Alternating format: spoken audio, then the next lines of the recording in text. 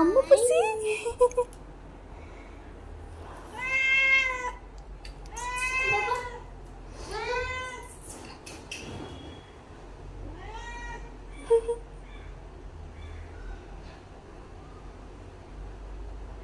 குட்டி புசி ஹாலுக்கு வந்துட்டீங்க. புசி குட்டி அங்கே எங்கே போகிறீங்க? ரூம்க்கா?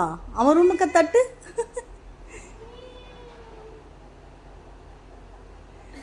இம்ப்ரூவ்மெண்ட் பார்த்தியா?